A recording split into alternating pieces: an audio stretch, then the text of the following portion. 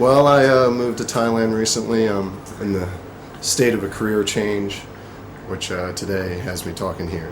But I've been in and out in Thailand for about a decade, and it's a nice place to live. What's like the main selling point of the town itself? Well, Pattaya is a beach resort, but the beach is pretty crummy. Other than that, it's got a lot of recreational sports and street sex. And it's 100% guaranteed. Easy Visa, North Pattaya Road near the Dolphin Roundabout.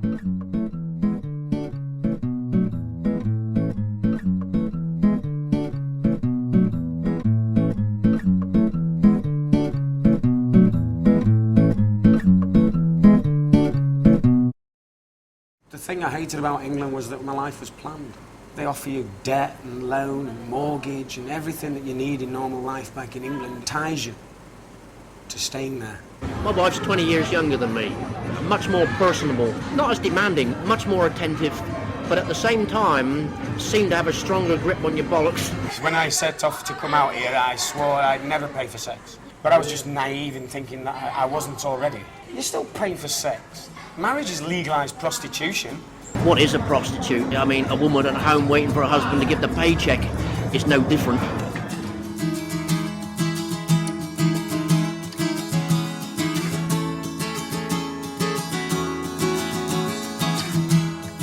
In August 2004, Thailand became my home for 9 months.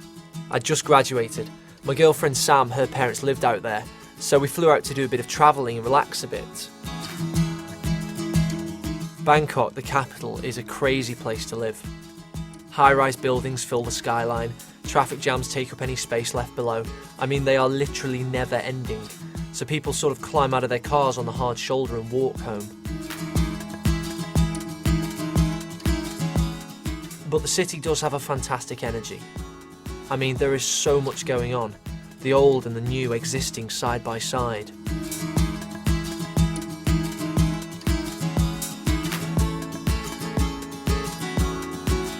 And then there's the SkyTrain, a godsend, carving a little piece out from the mayhem below. It offers Bangkok citizens a glimpse of the future as it carries them there.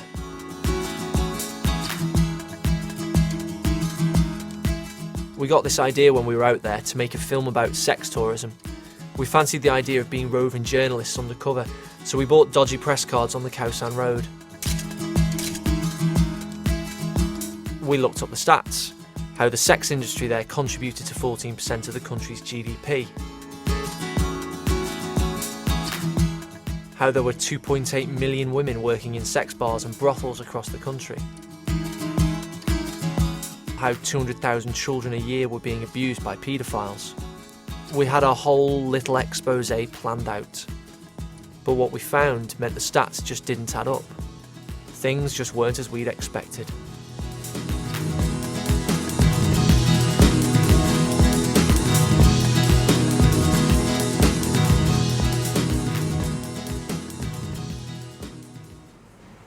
This is what people say, oh, I'm not paying for it. So rubbish. Back in England, you take a girl out, you're going to pay 4 times as much, and then she'll turn you down at the end of the night. Here, you'll spend next to nothing. The girl treats you like she's your girlfriend. And she's gone in the morning. Cool. Marriage is legalised prostitution. Do you think it's true or false? True. False. I don't know enough about it. Legalised prostitution? No. False. True. No. Marriage is the most beautiful thing I think ever been. Within a Western context, that the exchange of relatively small amounts of money for sexual services is, for many of us, the nexus of that issue.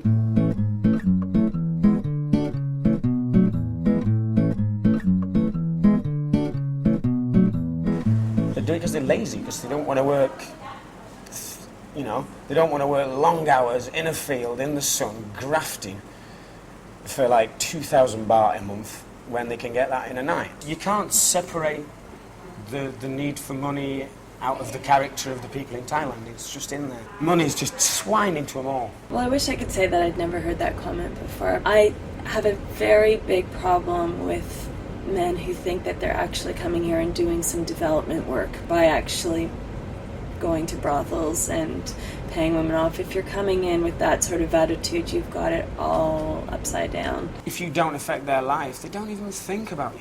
That's how they see the world.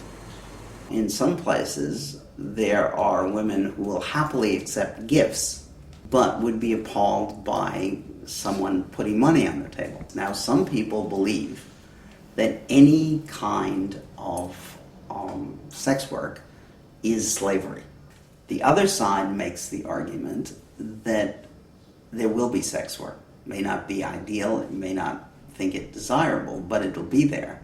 And therefore, what you attempt to do is give people, as workers, the maximum protection.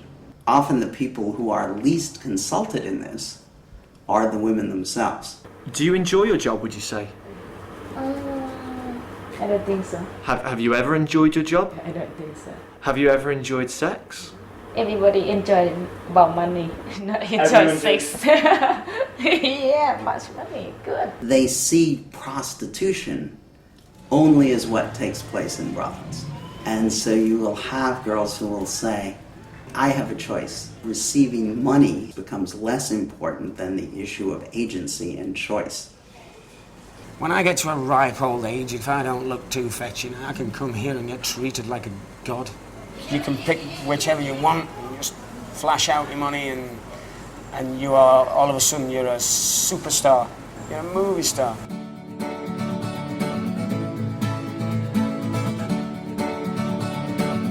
Hi, I'm TV presenter Jeremy Gardner.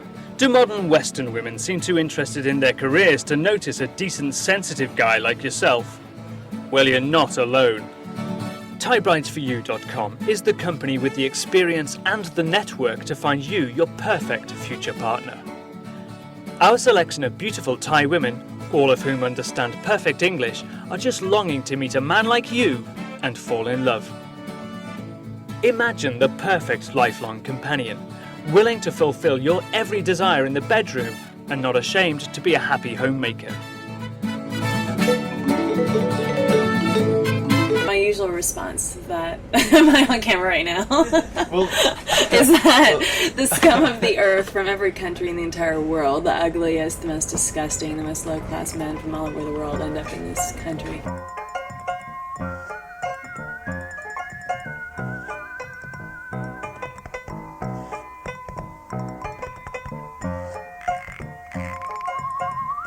The realities of trafficking are not girls being sold by their parents. That concept is alive. I mean, you read about that sort of thing, where families are selling their children. That's true. The fact is that most girls leave their villages voluntarily. They all have this damn problem where they get married after school. They get knocked up by some Thai guy who just leaves them sat on their arse. So what does the girl do? She can't do anything. She can only go out on the street and try and earn some money. She wants to support her child. They often sacrifice for their families. How do you cope with walking down the street and you see all these men coming towards you? They're usually balding, fat, podgy, over 50, and on their arm is a young Thai lady, and you say to yourself, how can I live in a society where this is greeting me every day, day in, day out?